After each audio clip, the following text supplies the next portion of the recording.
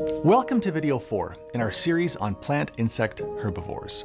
As we've seen, plants have evolved a range of defenses to protect themselves against being eaten, a mix of both mechanical and chemical strategies. But, as you may suspect, this is only part of the story. Insect herbivores, when faced with these mechanical and chemical barriers, have evolved their own set of adaptations, allowing them to overcome these defenses. Today we'll look at 5 such strategies: detoxification, excretion, sequestration, behavioral deactivation or avoidance, and host plant location.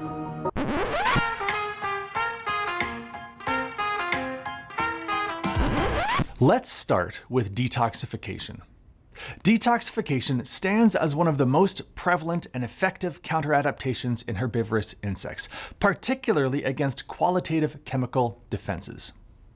At the center of detoxification systems are specialized enzymes, including cytochrome P450 monooxygenases, glutathione S transferases, and esterases. Amongst these, P450 enzymes are perhaps the most versatile, capable of metabolizing a fairly wide range of secondary metabolites. These P450 enzymes work by hydroxylating toxic compounds, which essentially means adding an oxygen or an OH group on them to make them more soluble and less reactive, which helps to facilitate their excretion. These enzymes are so important that many insects have evolved many copies and versions of the gene, which subsequently gives it different versions and copies of the enzyme that gene produces. The diamondback moth, for example, is well known for being a particularly troublesome pest. It has more than 80 different P450 genes. Anopheles gambiae, one of the most important malaria vectors, has more than 100 P450 genes. Sure, that's not an insect herbivore, but it's known for being quite resistant to insecticides. Migratory locusts, around about 150 copies, as does the highly invasive fall armyworm. You get the idea. Some of these insects can even upregulate the production of their P450 enzymes as an inducible response to plant chemical defenses. That just means that they can produce higher volumes of these enzymes when they come into contact with harmful, natural, or synthetic chemicals. While generalists, like the diamondback moth, rely on versatile detoxification systems, specialist feeders often evolve highly targeted mechanisms to overcome very specific plant defenses. The bruchid weevil is one example of this. This weevil feeds on the seeds of tropical legumes like Macrocycanthus megacarpus. The challenge is that these seeds contain high concentrations of an amino acid called canavanine. Amino acids, if you remember, are used to build proteins in cells. The problem is that the subcellular machinery of the weevil would then incorporate this canavanine amino acid into its protein-building activities, when it's not supposed to be there. This amino acid, when incorporated into proteins, typically renders them non-functional. So it's actually a pretty effective defense strategy for this tropical legume. However, the bruchid weevil has evolved a special RNA transferase enzyme that can distinguish between different amino acids, which allows it to effectively prevent canavanine from being used. These weevils can then actually metabolize the canavanine, turning the defensive compound into a nutritional advantage. When it comes to dealing with things like tannins that make plant matter difficult to digest and mess up proteins in the gut, well, the thing about tannins is that they're really effective in guts that have a low pH value. So if you were to look at herbivorous insects and carnivorous insects, if you had to guess which group had high pH guts where tannins were less effective, which would you predict? Yeah, the strong selective pressure of tannins has led to the evolution of high pH guts being more prevalent amongst insect herbivores. And there are still other strategies that insect herbivores use to detoxify toxic compounds. Some caterpillars, for example, have even evolved magic saliva. Well, okay, magic's not real, but the saliva of some caterpillars, like the corn earworm or the beet armyworm or the tobacco hornworm, just to name a few, can actually suppress the jasmonic signaling pathway of plants. And the saliva even has enzymes that can detoxify certain phenolic compounds on site. So yeah, pretty much magic spit. Despite its benefits, detoxification can come with significant cost. The amount of energy and metabolic resources that are needed to produce enzymes like the P450s and the glutathione S transferases can detract from reproduction capacity, leading to fewer offspring or longer reproduction cycles for insects that have high degrees of plant toxin countermeasures. Similarly, the immune system of these insects can be a little shortchanged, which can make them more susceptible to pathogens. Next up, excretion. Modified excretion strategies can enable herbivores to rapidly eliminate harmful compounds before they can cause significant damage. So the excretory systems, they're not just a mechanism for waste removal, they can actually be fine-tuned into a defensive adaptation against plant secondary metabolites. At the heart of this process are the Malpighian tubules, which are the main excretory organ of insects. First, alkaloids are ingested from host plants, and they become absorbed into the hemolymph, which is basically like insect blood. They then get transported to the Malpighian tubules for detoxification and excretion. Before these compounds can wreak havoc in the insect's biochemical systems, specific alkaloid transporter proteins in the epithelial cells of the Malpighian tubules shuttle them from the hemolymph into the lumen, which is the inner cavity of the tubules. Within the tubules, alkaloids are then concentrated through active transport processes.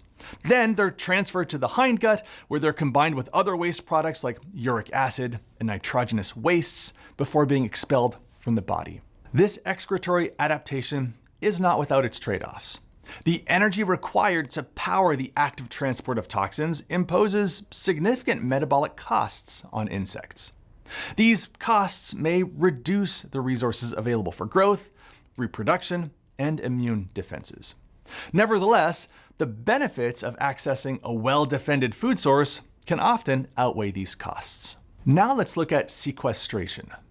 This is where insect herbivores can not only tolerate plant toxins, but have evolved ways to isolate and store them in the cuticle, or as non-reactive forms in their hemolymph, making themselves toxic or distasteful to predators.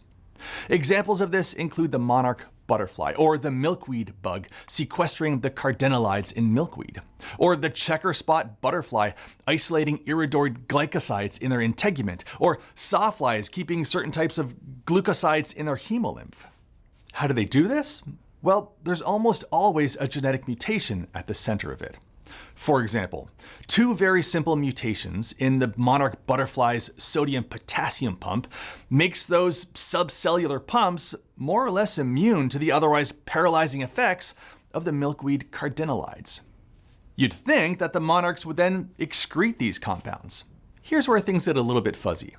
The evidence seems to suggest that there are then additional mutations to transporter proteins that allow these cardinalides to be retained in the monarch's cuticle and subsequently additionally incorporated into wings, rather than have it be excreted. So you kind of need both. First, a way to resist the negative impacts of the toxin, and then a way to retain rather than excrete it. Once an insect has evolved a way to neutralize a plant's toxic defensive compounds, you can imagine there would be strong anti-predator selection pressure to find a way to keep that toxic compound in play. In addition to genetic and microbiological ways of dealing with plant defensive compounds, insect herbivores have also evolved various behavioral adaptations to lessen their exposure to toxic compounds. Certain bark beetles, for example, use a mass attack strategy. You see, resin-rich trees, like conifers, often have pressurized veins that can eject out a sticky resin when under attack. But when the bark beetles attack en masse, their synchronized assault serves to depressurize the tree's resin canals, which reduces the sap flow rate and limits the effectiveness of the tree's defensive response. Other insects have learned to clip or trench leaves that are particularly high in latex or resin content. Like resin, latex can gum up insect mouthparts, which obviously impacts feeding effectiveness. If a leaf's vein is clipped, then there can be no additional latex delivered to a damaged site.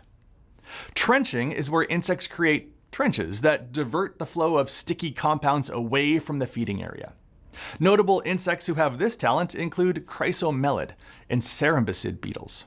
Because toxic and defensive compounds tend to be more prevalent in the veins of plants, other herbivores use a leaf skeletonization strategy where they consume only the soft mesophyll tissue, leaving behind the more toxic-laden areas of the leaf.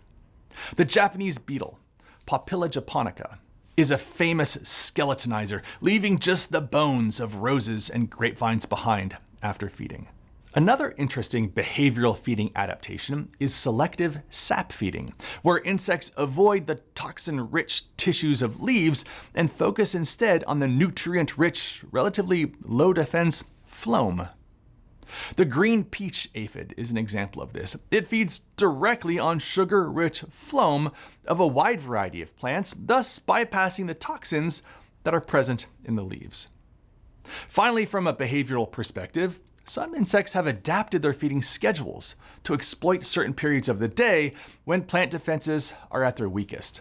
This is called circadian avoidance, and it's a hallmark of many nocturnal insect herbivores. At night, the jasmonic acid signaling pathways are a little bit less effective, so timing feeding with this defensive lull can reduce exposure to harmful secondary metabolites. Last but not least, some insects have evolved a way to turn the expression of a defensive compound against the plants.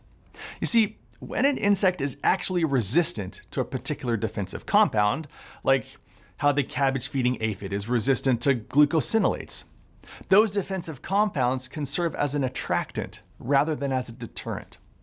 Specialized chemosensory receptors on the antenna of insects help them to smell various volatile organic compounds that plants emit. And then specialized taste receptors on their feet let them to determine something about a plant's chemical composition after they land. Collectively, these biochemical and behavioral adaptations help insects to circumvent the array of chemical and mechanical defenses thrown at them by plants. But in turn, these counter-adaptations just exert new selective pressures on plants, which then results in the evolution of even more exotic and more powerful defensive responses. This is the co-evolutionary arms race that I've talked about in prior videos. This cycle of adaptation, counter-adaptation, it drives phenotypic change and species diversity in both groups. It highlights the dynamic nature of ecological relationships and the ways in which evolution shapes species interactions across space and time. Well, that's all for now. Thanks for tuning in. I'll see you next time.